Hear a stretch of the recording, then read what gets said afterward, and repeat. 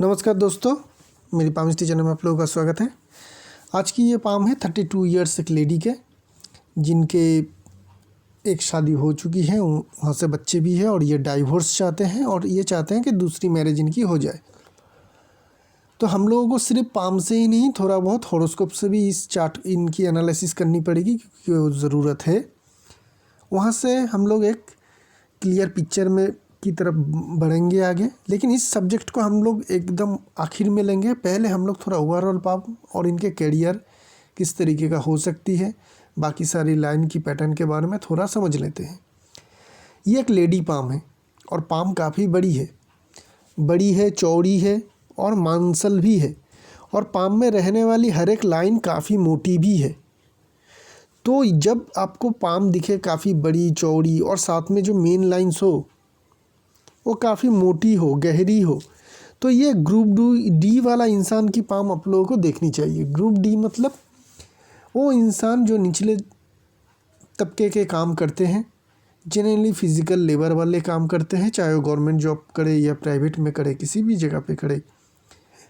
जो सारे काम इस तरीके का करते हैं वो सारे काम ग्रुप डी में ही आती है। चाहे वो खुद के बिजनेस भी करेंगे तो भी उसी तरीके का कोई छोटा बिजनेस ही होगा जिसमें ग्रुप फिज़िकल मेहनत ज़्यादा लगे। जैसे कि डेली जो सारे बिजनेस होते हैं, डेली बिजनेस, वो सारे मेनली इसी तरीके का पाम वाले का होता है। तो हम लोग तो ये तो पता चल रही है कि ये ग्रुप डी वाला पाम है। ऐसे लोग काफ़ी मेहनती होते हैं क्योंकि पाम काफ़ी बड़ी है, साथ में स्क्वायर शेप में भी है। पाम के फिंगर को अगर हम लोग देखेंगे तो काफ़ी स्ट्रॉन्ग फिंगर हम लोग को देखने को मिल रही है। थंब काफ़ी लंबी है, चौड़ी है, पीछे भी थोड़ी बहुत झुक रही है, जिनके कारण इन लोगों में थोड़ी फ्लेक्सिबिलिटी होती है नेचर में। यहाँ पे जॉब की फॉर्मेशन भी अच्छी है, तो अच्छे खासे ये पैसे अपनी ज़िंदगी में कमा और जोड़ ज़रूर पाएंगे। ग्रुप डी का मतलब ये नहीं कि हमेशा ऐसे लोग गरीब ही रहेगा, इनके काम करने का नेचर है। ऐसे लोग काफ़ी अमीर मैं देख चुका हूँ, और इनके भी अच्छी क्वालिटीज़ है आगे चल के पैसे कमाने के लिए, वो हम लोग बाद में डिस्क्लोज़ करेंगे।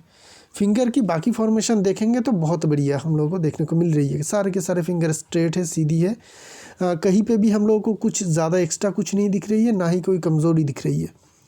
तो ना ही बहुत कुछ लीडरशिप है, ना ही बहुत कमज़ोरी है इस पाम में। कम्युनिकेशन स्किल भी इनके काफ़ी अच्छी है, क्योंकि छोटी फिंगर ठीक ठाक तरीके से हमें देखने को मिल रही है। माउंट की ओर ध्यान देंगे, अपर माउंट की जो सारी माउंट जोड़ के जो जगह है काफ़ी अच्छी है। तो फाइनेंशियल जो स्टेबिलिटी है वो आपकी ज़िंदगी में आएगी, आपको फाइनेंशियल सक्सेसफुल आप हो पाएंगे। हाँ, हो सकती है कि करोड़पति ना बने, लेकिन फाइनेंशियल जो सक्सेस जो चाहिए होती है ज़िंदगी को अच्छी तरीके से चलाने के लिए, उतना फाइनेंशियल सक्सेस आपके पाम में हमें अपर माउंट में आते ही देखने को मिल रही है। ये काफ़ी फॉर्चुनेट इंडिकेशन है आपके लिए। चलते हैं मरकरी लाइन की ओर। तो मरकरी लाइन जो है आपकी फेथ लाइन से आ रही है, काफ़ी फॉर्चुनेट साइन होती है ये ऐसे इंडिकेशन, क्योंकि आप में एनालिसिस करने की थोड़ी बहुत क्षमता रहती है। आप अगर बिज़नेस के ऊपर ध्यान दें तो भी वो काफ़ी प्रॉफिटेबल भी रहती है आप लोगों में।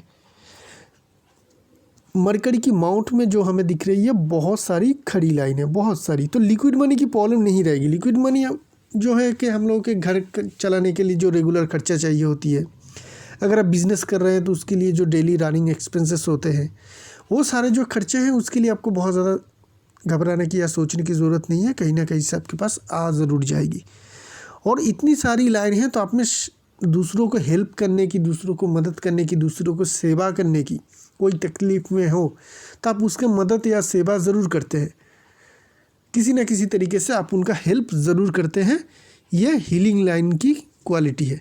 ऐसे लाइन्स हम लोग अक्सर डॉक्टर, नर्स, अच्छे पॉलिटिशियन, नेताओं के पाम में ज़रूर देखते हैं। सन माउंट की ओर ध्यान देंगे तो सन माउंट आपकी पाम में बहुत अच्छी है। जनरली ग्रुप डी वाले पाम में बढ़िया जो सन माउंट है वो देखने को नहीं मिलती है, क्योंकि नीचे के दर्जे के काम करते हैं। इन लोगों के लिए, ऐसे लोगों को बहुत ज़्यादा सक्सेस या फेम मिलती नहीं, इसलिए उन लोगों के सन माउंट थोड़ी कमज़ोर या सन लाइन थोड़ी एब्सेंट रहती है। लेकिन इनके पाम में अगर हम लोग देखेंगे तो इनके सन लाइन काफ़ी स्ट्रॉन्ग है। एक तो सन लाइन इस तरीके से डीप होके नीचे आ रही है, माइन लाइन को भी काट के नीचे जा रही है, और एक लाइन यहाँ से आके इस तरीके से इसे टच भी कर रही है। तो ये जो सन लाइन है काफ़ी स्ट्रॉन्ग है। यहाँ पे हल्की सी हमें एक फॉर्मेशन बनता हुआ देखने को मिल रही है। दूसरे चैनल में ये क्वालिफाई हो जाता फिश साइन, लेकिन यहाँ पे हमें देख रही है पैटर्न अभी कंफर्म नहीं हूँ। ये इतनी ही ज़्यादा, इतनी ही गहरा जैसा मैंने ड्रॉ किया जब हो जाएगी तब ये इनको अच्छा सक्सेस देगी, लेकिन फिर भी साइन बन रही है, मेन लाइन के ऊपर बन रही है, तो बेनिफिशियल रिजल्ट इनको ज़रूर देगा। पैसे के मामले में इनको बहुत ज़्यादा घबराने की या सोचने की ज़रूरत नहीं है। पैसे भी मिलेंगे, इनको रिस्पेक्ट भी मिलेगी, और कैरियर में आगे बढ़ेंगे तो उनको आगे चल के कैरियर में मनचाही सक्सेस ज़रूर मिलेगा। मनचाही सक्सेस मतलब इनका कभी भी ऐसा मन नहीं करेगा कि मैं टाटा बिरला बन जाऊँ, लेकिन इनको जो भी सक्सेस चाहिए होगी वो उनको सक्सेस ज़रूर मिल पाएगी। उसकी इंडिकेशन मैं देखने को ऐसे क्लियरली देखने को मिल रही है। खुद के एसेट, खुद के घर बार आपके पास ज़रूर होंगे, क्योंकि यहाँ पे हमें इस तरीके से ट्रायंगल की फॉर्मेशन बनता हुआ देखने को मिल रही है। ट्रायंगल की फॉर्मेशन भी बढ़िया है, 2-3 ट्रायंगल है, मल्टीपल प्रॉपर्टी होने का भी जोग है। आप इनके खुद के कुछ नॉलेज है प्रैक्टिकल काम करने की, जो उन्होंने कहा है उसकी इंडिकेशन हमें यहाँ पे देखने को मिल रही है। तो जो काम आप करते थे वो काम अगर फिर से करते हैं तो उसमें आपको अच्छी खासी सक्सेस मिलेगी, क्योंकि नॉलेज लाइन आ चुकी है आपके पाम में। नॉलेज लाइन अगर आ जाए और आप किसी चीज़ को आप सीख चुके हैं, जानते हैं, कोई किसी काम में आपकी नॉलेज है, तो उसको अगर आप काम में लाते हैं तो आपको अच्छी सक्सेस मिलेगी। तो अगर बिज़नेस करना है तो आपको पहले जो आप काम करते थे उसी का बिज़नेस कीजिएगा, उसमें आपको सक्सेस मिलेगी। चलते हैं सैटर्न माउंट की ओर। सैटर्न माउंट को देखेंगे तो दबी होनी चाहिए, दबी है सैटर्न की। यहाँ पे खड़ी लाइन उतनी ज़्यादा स्ट्रॉन्ग नहीं है, ये मेन फेथ लाइन का ही पार्ट है, तो यहाँ पे हल्की सी हमें खड़ी लाइन देखने को मिल रही है। तो कभी कभी ऐसी हालत आ जाएगी जब आपको थोड़ी फाइनेंशियल डिफ़िकल्टीज आएगी, कुछ चीज़ों की आपको बहुत ज़्यादा ज़रूरत रहेगी और वो चीज़ लेने के लिए तब आपके पास पैसा नहीं रहेगा। शायद वो बाद में ले सके आप, लेकिन जिस चीज़ की जब बहुत ज़्यादा ज़रूरत होगी उस चीज़ के लिए तब शायद आपके पास पैसे ना हो, दूसरों के आगे शायद आपको कभी कभी उधार भी लेनी पड़े, उस तरीके का सिचुएशन आ सकती है। सैटर्न माउंट हमें यही बता रही है। जुपिटर माउंट आपके कमज़ोर है अपर माउंट के हिसाब से, सारे माउंट के हिसाब से। क्यों? क्योंकि यहाँ पे हमें बहुत उभरा हुआ नहीं देखने को मिल रही, फ्लैट जैसी दिख रही है। तो ये एक चीज़ होती है जिसमें आपकी ससुराल वालों से बहुत ज़्यादा दिक्कत तो नहीं आती है, लेकिन हाँ हस्बैंड के लिए ज़रूर आ सकती है, उसके लिए लाइंस अलग है। तो जुपिटर माउंट थोड़ी कमज़ोर है, इसको अगर आप पावर देना चाहते हैं तो ज़रूर दे सकते हैं। टोपाज या पोखराज, जिसे येलो सफ़ेयर भी कहते हैं, उस तरीके का कोई स्टोन आप ज़रूर पहन सकते हैं। आपकी 7th हाउस हॉरोस्कोप में जुपिटर बैठा हुआ है, तो आपकी शादी लाइफ, शादीशुदा लाइफ को अगर स्ट्रॉन्ग करनी है तो जुपिटर को स्ट्रॉन्ग करना ज़रूरी होगी। तो उस हिसाब से भी आप टोपाज येलो कलर की स्टोन आती है, अगर वो ले सकते हैं तो 15 कैरेट के करीब लीजिएगा, इस फिंगर में या गले में लॉकेट बना के पहन लीजिएगा। अगर येलो सफ़ेयर या पोखराज एक ही नाम, दो मैंने एक ही चीज़ की दो नाम है, वो लेते हैं तो 5-6 कैरेट का लीजिएगा और गोल्ड के साथ इसी फिंगर में पहन सकते हैं। चलते हैं मार्स माउंट की ओर। एग्रेसिव मार्स आपके काफ़ी स्ट्रॉन्ग हैं, काफ़ी स्ट्रॉन्ग आपकी एग्रेसिव मार्स और डिफेंसिव मार्स दोनों ही देखने को मिल रही है।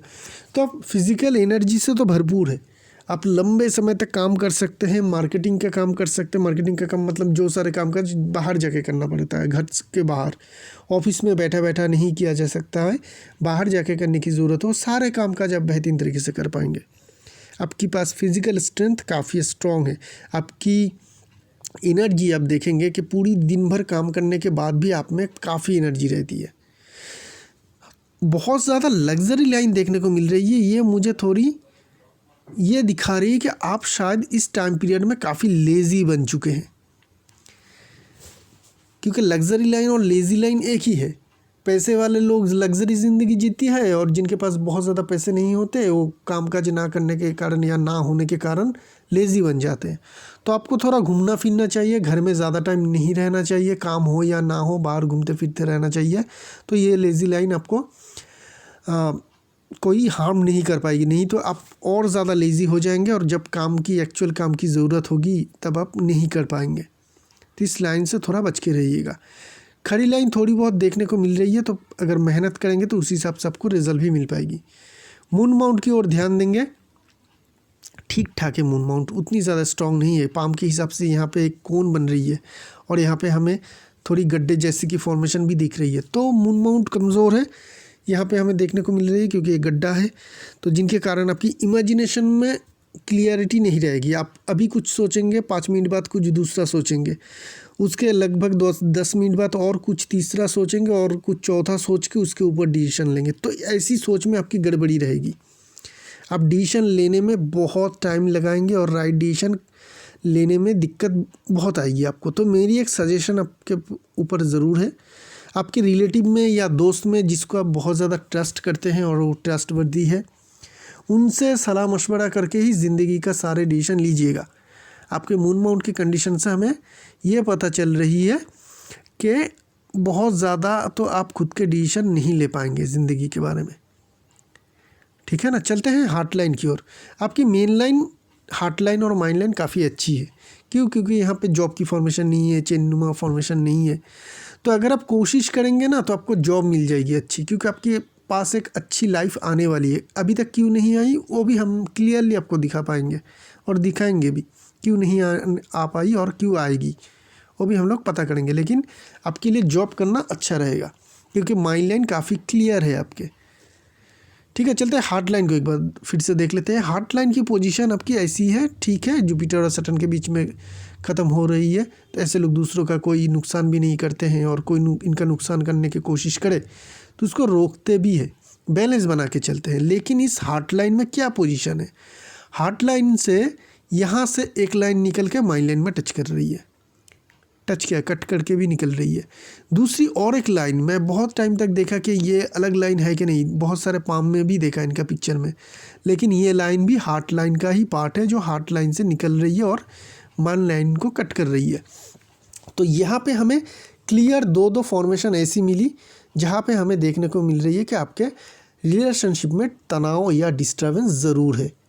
एक लाइन अगर डायरेक्ट आके माइंड लाइन में मिल जाती है तो उसी से बहुत सारे लोगों का डाइवोर्स हो जाते हैं। आपके तो दो लाइन आ चुकी है, तो दो इंडिकेशन हमें यहाँ से मिली है, तो यही कनेक्शन मिली है। तो हम लोग थोड़ी इनकी मैरिज लाइफ का जो पामिस्ट्री एनालिसिस है वो भी यहीं से कर लेते हैं। तो मैरिज लाइन को अगर इनकी पाम की हम लोग देखेंगे तो नीचे वाली जो लाइन है काफ़ी अच्छी है, प्रॉब्लम बहुत ज़्यादा कुछ नहीं है। यहाँ से एक लाइन आके हल्की सी इस तरीके से बन रही है, वो भी मेजर प्रॉब्लम है नहीं। लेकिन जो ऊपर वाली मेन लाइन है जो आपकी मैरिज के कैरेक्टरिस्टिक्स को दिखाती है वो काफ़ी मोटी है और ये एक डिस्टर्ब है। जब भी इस तरीके का आपको मोटा मैरिज लाइन दिखे, जितनी पतली हो उतनी बेहतर और जितनी मोटी होगी उतनी ख़राब। तो ये काफ़ी मोटी लाइन है जो डिस्टर्बेंस को दिखाती है। तो हमें वहाँ पे 2 लाइन मिली थी तो 2 डिस्टर्बेंस हुई और यहाँ पे एक डिस्टर्बेंस हुई, उसके ऊपर एक लाइन आकर डायरेक्ट मिल रही है जो इस तरीके से काट के नीचे जा रही है मैरिज लाइन को, ये भी है और एक नेगेटिव हुई। तो टोटल 4 नेगेटिव साइन हमें इनके मैरिज लाइफ में मिलती हुई दिखी। तो ये कन्फर्म कर रही है कि हाँ इनका डाइवोर्स ज़रूर हो पाएगी। जनरली हम लोग अगर 2 से ज़्यादा देखते हैं, 3 प्रॉब्लम आ जाती है तो हम लोग कह देते हैं कि हाँ आपकी डाइवोर्स होने का चांसेस बहुत ज़्यादा हाई है। इनके तो 4 हो चुके हैं तो डाइवोर्स तो इनका ज़रूर होगा। इनका तो एक सवाल जो था कि डाइवोर्स हो पाएगी कि नहीं, तो ज़रूर हो पाएगी, उसकी तो क्लियर कट इंडिकेशन हमें यहाँ से देखने को मिल रही है।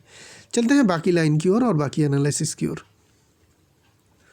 तो बात करेंगे अभी माइंड लाइन की। माइंड लाइन जो है आपकी शुरुआत में लाइफ लाइन के साथ चेन के फॉर्मेशन के साथ बन रही है, तो ये दिखा रही है कि बचपन आपका बहुत अच्छा गया नहीं, बहुत सारे कट भी है। चेनुमा फॉर्मेशन तो है ही, उसके ऊपर कट भी बहुत सारी है। बचपन के आपका टीनेज भी बहुत अच्छा नहीं गया था, जो हमें यहाँ से कनेक्शन देखने को मिल रही है। उसके बाद आपकी माइंड लाइन लाइफ लाइन से अलग हो रही है और काफ़ी लंबी है साइज़ में। तो आपको परमानेंट काम ही करना है, ठीक है, काम परमानेंट करना है। अगर आप जॉब ढूंढते हैं तो सरकारी नौकरी ज़रूर ढूंढिएगा और ग्रुप डी वाला बहुत सारे कामकाज होते हैं, फॉर्म निकलते हैं, वो ग्रुप डी वाला काम का आप अप्लाई कीजिएगा तो आपको जॉब मिलने का चांस बहुत ज़्यादा हाई रहेगा। कब मिलेगा हम लोग बाद में बताएंगे, लेकिन जॉब मिलने का चांस आपका ग्रुप डी में ज़रूर अच्छी देखने को मिल रही है। और अगर बिज़नेस करना है तो वही काम करना है जिसकी में आपकी एक्सपीरियंस है, जो काम आप पहले करते थे उसी का ही बिज़नेस करना है। ऐसा किसी भी बिज़नेस को मत कीजिएगा जिसमें आपको पहले से एक्सपीरियंस ना हो, नहीं तो उसमें नुकसान होगी। और इस चीज़ को हम लोग देख के कह सकते हैं कि आपके गवर्नमेंट जॉब होने का चांस काफ़ी हाई है। कब होगी वो हम लोग फेथ लाइन के एनालिसिस में पता करेंगे, लेकिन होने के चांस हमें माइन लाइन में क्लियर कट देखने को मिल रही है। बात करते हैं लाइफ लाइन की। यहाँ पे हमें प्रॉब्लम दिखी।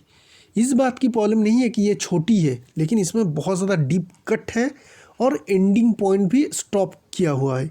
वो किस तरीके से बनते हैं थोड़ा देख लीजिए। लाइफ लाइन इनके छोटे ही है, इतना ही है, तो इसका मतलब ये नहीं कि ये बहुत जल्दी इनकी जो है डेथ हो जाएगी, ऐसा नहीं होती है। छोटी लाइफ लाइन का मतलब ये नहीं कि ऐसे लोगों की ज़िंदगी छोटी होती है। हाँ, ये होती है कि थोड़ी जब तक लाइफ लाइन है तब तक आपकी ज़िंदगी में नई ऊर्जा आती रहेगी। आप नए काम कर पाएंगे, नए चीज़ों को एक्सपोज कर पाएंगे, ज़िंदगी में नई शुरुआत कर पाएंगे। लेकिन ये ख़त्म हो जाने के बाद आप नई किसी चीज़ में जाके आपको सक्सेस अचीव करने में बहुत ज़्यादा कठिनाई आती है, क्योंकि आप में वो एनर्जी रहती नहीं है। लेकिन बात वो नहीं है, बात है ये लाइफ लाइन में जो राहु लाइन की कट है ये काफ़ी स्ट्रॉन्ग है। ये जो कट्स है ना, ये काफ़ी स्ट्रॉन्ग कट है इनके पाम में। तो ये जो कट हमें देखने को मिल रही है, ये करीब करीब इनके हो जाएगी 25 की एज के करीब, ये हो जाएगी करीब इनके 30 की करीब। और एज कैलकुलेशन कर लेता हूँ एक बार।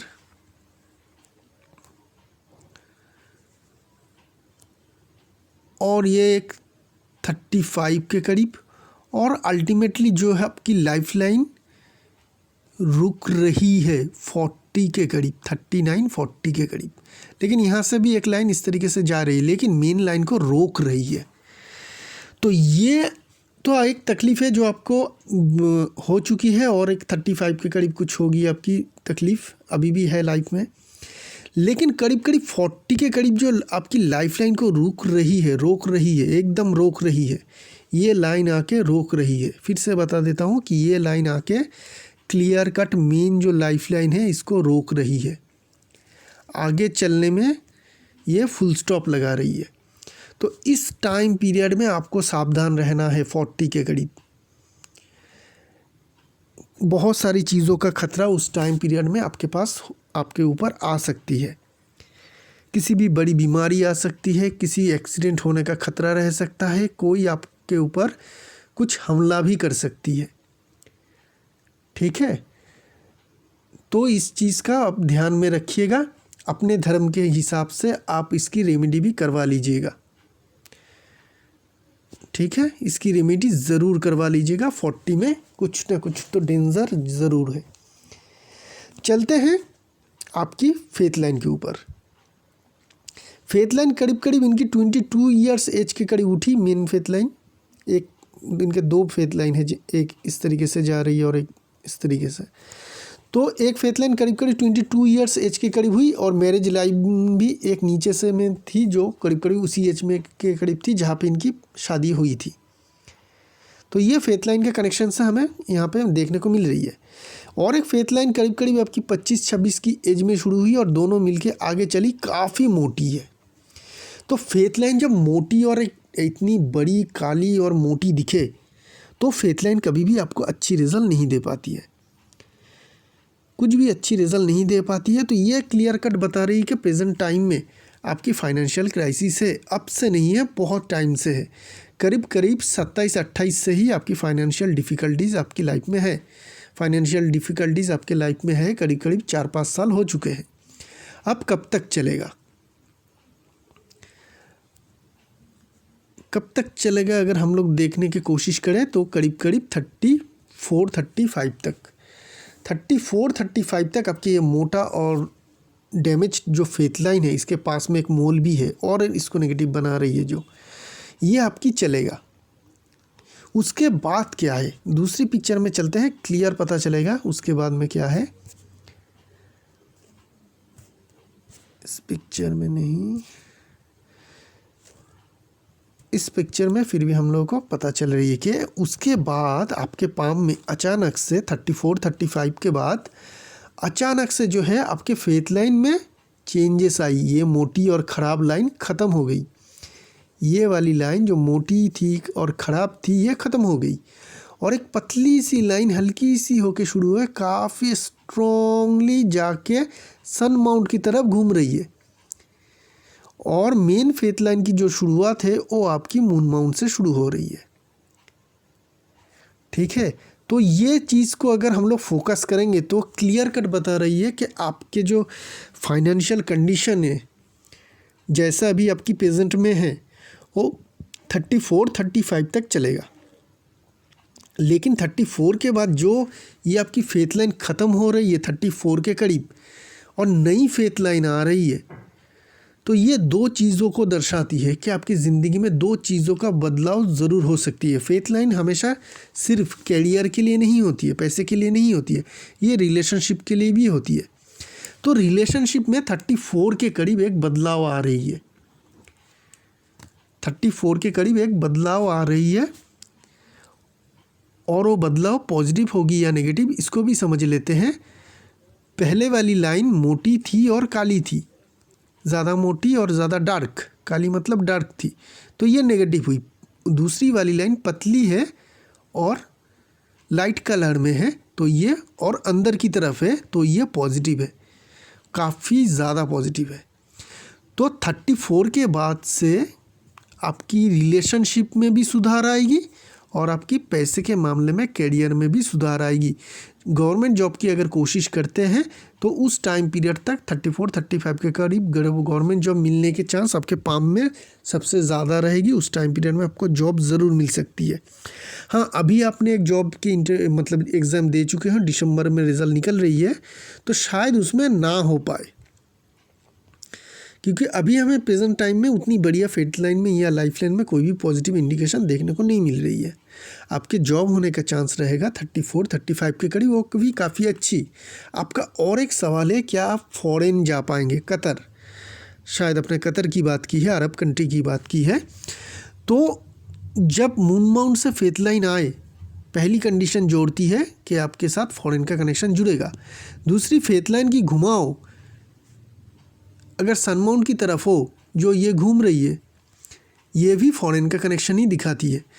तो तब भी अगर जानी है तो भी इसी एज पीरियड के बाद ही जाइएगा, 34-35 के बाद। ये सब कुछ तभी मुमकिन हो पाएगी, एक बेहतर लाइफ आप जी पाएंगे 34-35 से लेकर पूरी ज़िंदगी भर तक। उसके बाद कोई भी डिस्टर्बेंस या प्रॉब्लम नहीं है। तो ये हो गई आपकी पाम की एनालिसिस। इस पाम से हम लोगों को क्या पता चल रही है, आपके ओवरऑल जो फाइनेंशियल कंडीशन है वो अभी जैसा है वो 34-35 तक चलेगा। उसके बाद से आपकी ज़िंदगी काफ़ी अच्छी स्मूथली बीतेगा। आपकी लाइफ लाइन को देख के हम लोगों को ये पता चल रही है कि तकलीफ़ आपके 35 की एज में भी है, एक जो यहाँ से देखने को मिली थी। वहाँ पे कुछ प्रॉब्लम आएगी, दिक्कत आएगी, रिलेशनशिप में आ सकती है कि उस टाइम पीरियड में बहुत ज़्यादा प्रॉब्लम होने के बाद आपका डाइवोर्स हो जाए, अभी 2 साल ये झूला रहे और तब जाके हो जाए और आपको एक छुटकारा मिल जाए और आप नई इस तरीके से बहुत बेहतरीन ज़िंदगी की शुरुआत कर सकें। और 34 भी हो सकती है, 35 भी हो सकती है। आपके पाम में हमें बिल्कुल एग्जैक्ट एज पता नहीं चल रही है, लेकिन 40 के करीब आपकी लाइफ लाइन में एक थ्रेट है। आपके कोई बड़ी बीमारी, एक्सीडेंट या फिर कोई दूसरे से आपके ऊपर हमला या खतरा होगा 40 के करीब, ये आपके हमें लाइफ लाइन से पता चली। तो उस टाइम में सावधान रहना चाहिए और अपने धर्म के अनुसार, जैसे कि आप हिंदू धर्म से नहीं है तो उस तरीके का मैं आपको बता नहीं पाऊँगा रेमेडी, तो आप अपने धर्म के हिसाब से रेमेडी ज़रूर करवा लीजिएगा। और क्या चीज़ है अगर हम लोग देखेंगे तो ये हम लोगों को यहाँ से पता चल रही है। और ओवरऑल फाइनेंशियल कंडीशन आपकी बहुत अच्छी रहेगी आफ्टर 34। अपर माउंट की जगह अच्छी मिली थी, सन माउंट में बहुत सारे पॉजिटिव इंडिकेशन दिखी थी, सन लाइन काफ़ी लंबी है, एक फिश की फॉर्मेशन बन रही है, ठीक है ना। सन माउंट से जो ये लाइन इधर की तरफ जा रही है और ये लाइन इधर की तरफ जा रही है, एक ट्रायंगल जैसी, त्रिशूल जैसी फॉर्मेशन बना रही है, लेकिन नहीं है ये एक लॉजिक लाइन है, ये एक्सपीरियंस लाइन है जो आके मिल रही है। फिर भी इस तरीके का कनेक्शन अगर कुछ बना रही है तो ये भी फॉर्चुनेट साइन ही होगी। तो सन माउंट में काफ़ी fortune sign, Saturn mount positive, Mercury mount strong, faith line 34-35 के बाद काफ़ी अच्छी, ये आपको अच्छी फाइनेंशियल सक्सेस उसके बाद ज़रूर दे पाएगी। और अगर फॉरेन जाना चाहते हैं वो भी आपके लिए काफ़ी अच्छी स्ट्रॉन्ग इंडिकेशन है, वो भी 34-35 ईयर्स एज के टाइम आते ही आप कोशिश ज़रूर कीजिएगा। तो यहाँ से हमें डाइवोर्स का भी कनेक्शन मिला, 4 कनेक्शन मिला, 1, 2 और मैरिज लाइन से 2 मिली थी, जिनके 4 कनेक्शन के साथ हम ज़रूर कह सकते हैं कि आपका डाइवोर्स ज़रूर होगा। तो लेकिन यहाँ से हमें दूसरी शादी की इंडिकेशन नहीं मिली। क्यों? क्योंकि आपके पाम में मल्टीपल मैरिज लाइन नहीं है, 2 से ज़्यादा मैरिज लाइन नहीं है। इसके लिए मुझे आपको हॉरोस्कोप थोड़ा चेक करना पड़ेगा, वहाँ पे कंडीशन या कनेक्शन कितनी स्ट्रांग है ये देखना पड़ेगा। चलिए आपकी हॉरोस्कोप की ओर थोड़ा ध्यान देते हैं। तो ये है इनके हॉरोस्कोप। इनके जन्म है 9/8/1989 3 PM चित्तौड़। तो ये जो इनके हॉरोस्कोप है क्विकली हम लोग एनालिसिस करेंगे, डिटेल में नहीं जाएंगे। तो इनके जो हॉरोस्कोप है वहाँ वो लग्न है धनु लग्न। ये वाली जो लगन है धनु लगन की कुंडली है ये, और इसकी जो 7th हाउस मैरिज हाउस की घर है वो ये वाली है। तो ये जब भी डाइवोर्स का कनेक्शन आती है, डाइवोर्स की बात आती है, तो हम लोगों को 7th हाउस की कनेक्शन से 7th हाउस से 6th हाउस का कनेक्शन ज़रूर जोड़नी चाहिए। अगर जुड़ जाती है 7th हाउस का कनेक्शन 6th हाउस से, तो ऐसे लोगों में डाइवोर्स होती है। और अगर 7th हाउस का कनेक्शन दूसरी हाउस 2nd हाउस से जुड़ती है, ये वाली 2nd हाउस से जुड़ती है, तो ऐसे लोगों को डाइवोर्स के बाद दूसरी शादी भी हो जाती है। जितनी स्ट्रांगली कनेक्शन होगा उतनी स्ट्रांगली और उतनी इजीली इनके साथ वो सारे घटनाएं होगी। सारे कनेक्शन के लिए ही होती है, चाहे पॉजिटिव हो या नेगेटिव। जितनी स्ट्रांग होगी उतनी जल्दी होगी, उतनी आसानी से होगी। जितनी घुमा फिरा के होगी उतनी ज़्यादा तकलीफ हम लोगों को सहना पड़ेगा उस चीज़ को पाने के लिए या उस चीज़ को अचीव करने के लिए। तो 7th हाउस की जो लॉर्ड बनती है आपकी मरकरी, क्योंकि ये जेमिनी घर है, मिथुन का घर है, तो इसकी लॉर्ड जो बनती है मरकरी बुध, और यहाँ पे बैठा हुआ है जुपिटर। जुपिटर जो है आपके लगन के लॉर्ड है और आपके 1 2 3 4 4th हाउस का लॉर्ड है। तो 1 4 7 का कनेक्शन कोई भी कुछ भी नहीं बताती है आपकी।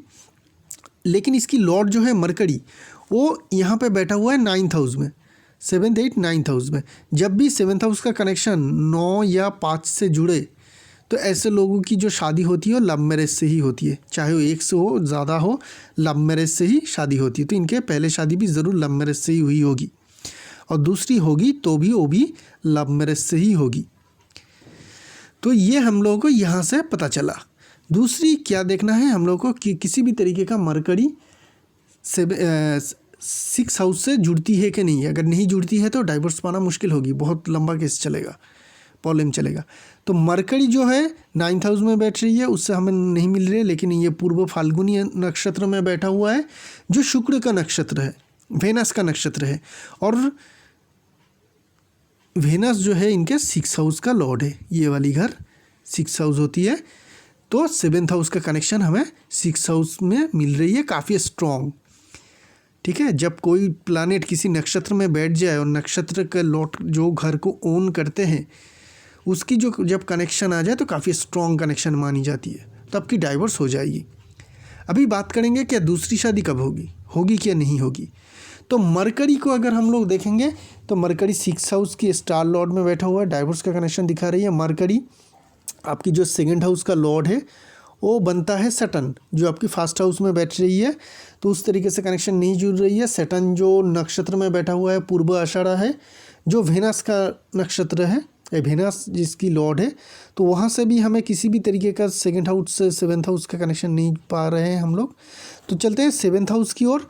7th हाउस में जुपिटर बैठा हुआ है। जुपिटर आपकी आद्रा नक्षत्र में बैठा हुआ है, वो लॉर्ड है राहु, और राहु आपके 3rd हाउस में बैठ रही। तो यहाँ से भी हमें 2nd हाउस का कनेक्शन 7th हाउस से जुड़ नहीं पा रहे हैं हम लोग। जितनी भी है जिस तरीके से भी जुड़े, 2nd हाउस का 7th हाउस से जुड़े, 7th हाउस का 2nd हाउस से जुड़े, जुड़ना चाहिए, कनेक्शन होना चाहिए। मरकरी जो है आपकी वो बैठा हुआ है वेनस के नक्षत्र में, तो उस तरीके से भी हमें नहीं मिल रही है। जुपिटर और मरकरी दोनों ही वेनस के नक्षत्र में ही बैठा हुआ है। तो जुपिटर यहाँ से भी देख लीजिए, जुपिटर भी जुपिटर तो राहु के नक्षत्र में बैठा हुआ है। तो मरकरी जो है वो आपकी वेनस के नक्षत्र में है। और यहाँ पे अगर हम लोग 2nd हाउस को देखेंगे तो आपके सैटर्न होते हैं। तो जो सैटर्न का कनेक्शन किसी भी तरीके से डायरेक्टली हम जोड़ नहीं पा रहे। तो आपकी जो मरकरी है वो जो सारे घर में बैठा हुआ है, वो उसकी एक ही घर में केतु भी है, मार्स भी है और वेनस भी है।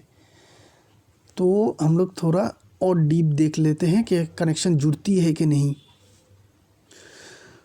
तो बहुत तरीके से मैंने ढूंढ लिया, हम लोगों ने ढूंढ लिया, लेकिन किसी भी तरीके से 7th हाउस का डायरेक्टली 2nd हाउस से कनेक्शन नहीं जोड़ती है। तो जब भी कनेक्शन ना जोड़े, और हम लोग पाम में भी देख चुके थे, वहाँ पे भी हमें मल्टीपल मैरिज लाइन नहीं मिली थी, तो आपकी दूसरी शादी होने के जो चांसेस है वो कम रहेगा, वो उतनी ईजी नहीं रह पाएगा आपके लिए दूसरी शादी करना, ठीक है। वहाँ पे बहुत ज़्यादा दिक्कत आएगी। लेकिन फेथ लाइन में एक चेंजेस थी जो हम लोगों ने देखी थी 34-35 के करीब, तो उस टाइम पीरियड में आप कोशिश करेंगे तो आपकी दूसरी शादी ज़रूर हो सकती है। वहीं पे एक चांस है, उसी टाइम में आप कोशिश कीजिएगा। अभी आपकी एज 32 है, 33 की तरफ आप आगे बढ़ रहे हैं, तो अगले 1-1.5 साल तक आपको और थोड़ा सावधान रहना चाहिए, चुपचाप रहना चाहिए। 34 के आने के बाद आप कोशिश कीजिएगा, उस टाइम में फेथ लाइन के कारण आपकी दूसरी शादी ज़रूर हो सकती है। डायरेक्टली हमें कुछ नहीं मिला तो वो शादी में आपकी दिक्कत ज़रूर आएगी, माने करने से पहले दिक्कत ज़रूर आएगी। एक बार हो जाएगी तो ठीक है, क्योंकि उसके बाद फेथ लाइन आपकी अच्छी है। तो यही है इस एनालिसिस जो हम लोगों को पाम में दिखा, वो करीब करीब एक ही चीज़ हम लोगों को हॉरोस्कोप में भी दिख रही है। तो देखिए वहाँ पे भी हम लोग को मून नेगेटिव दिखी थी हाथ में, यहाँ पे भी देखिए मून, आगे पीछे कोई नहीं है, साथ में भी कोई नहीं है, केमद्रुम दोष है। ऐसे लोगों की जो डिसीजन लेने की क्षमता है वो कम होती है, खुद नहीं डिसीजन ले पाते हैं, और खुद की लिया हुआ डिसीजन अक्सर हम लोग देखते हैं ऐसे लोगों की डिसीजन लिया गलत होती है। तो ये चीज़ हमें यहाँ पे भी देखने को मिल रही है। तो आप अगर स्टोन पहनना चाहते हैं तो आपके लिए जो मून है वो है आपके 9th हाउस के लॉर्ड, जो मून जो आपके हैं 8th हाउस के लॉर्ड बनते हैं आपके मून। तो उसके स्टोन तो आप मोती नहीं ले पाएंगे, तो आप एक काम कर सकते हैं, आप मून स्टोन पहन सकते हैं। मून स्टोन सफ़ेद कलर के जो स्टोन होते हैं उसकी कोई साइड इफ़ेक्ट नहीं रहती है, तो उस स्टोन को आप पहन सकते हैं। 10-12 कैरेट, ज़्यादा मत पहनिएगा, बिल्कुल क्लियर वाइट लेनी चाहिए। वो आप मिडिल फिंगर में या छोटी फिंगर में रिंग बना के सिल्वर के साथ ज़रूर पहन सकते हैं, लेकिन कभी भी मोती मत पहनिएगा, उससे आपकी नेगेटिव इम्पैक्ट आ सकती है। तो इसी के साथ साथ हम लोग इस एनालिसिस को यहीं पे रखते हैं, नई पाम लेके जल्द आएंगे, तब तक के लिए आज्ञा दीजिए। शुक्रिया आप लोगों का।